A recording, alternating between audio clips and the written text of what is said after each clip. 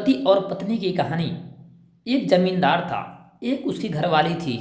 घर में दो जने ही काम करती थी। जमींदार खेत में काम करता था और उसकी पत्नी का घर का काम कर लेती थी। पति पत्नी दोनों में से गर्म स्वभाव के थे। थोड़ी थोड़ी बात पर दोनों ही ठन जाती थी। कभी कभी तो घरवाले को बनाया बनाया खाना भी बेकार हो जाता था। एक दिन घरवाली अपने रिश्तेदारी में गई। वहाँ उसे एक बुजुर्ग औरत मिली।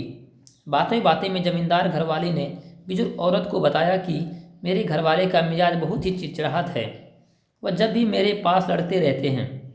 कभी कभी इससे हमारी बनी बनाई रसोई बेकार चली जाती है। बुजुर्ग महिला ने कहा, यह कोई बड़ी बात नहीं है। ऐसा तो हर घर में होते रहता है। मेरे पास इसकी एक अचूक दवा है।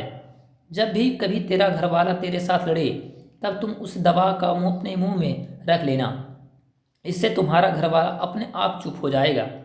बुजुर्ग महिला अपने अंदर गई, एक शीशी भर कर ले आई और उसे दे दी। जमींदार के घरवालों ने आकर कहा, दवा की परीक्षा करना शुरू कर दी। जब भी जमींदार उसे लड़ता था वह दवा मुंह में रख लेती थी। इससे काफ़ी असर दिखाई दिया। जमींदार का लड़ना काफ़ी कम हो गया था।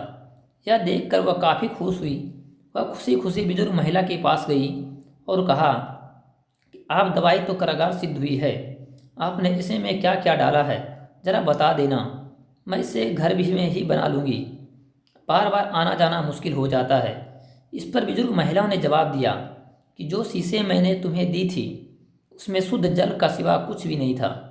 तुम्हारी समस्या का हल तो तुम्हारे चुप रहने से हुई है। जब तुम दवा यानी कि पानी को मुंह में ले लेती हो तो तुम बोल नहीं सकती हो।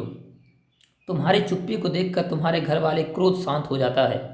इसी को एक चुप सा सुख कहते हैं। बुजुर्ग महिला जमींदार की घरवाली को सुख दी, इस दवा को भूलना मत। अगर किसी की जरूरत पड़े तो आगे भी लेते रहना। जमींदार घरवाले ने बुजुर्ग महिला की बात गांठ बांध लिया और खुशी खुशी अपने घर वापसी आ गई।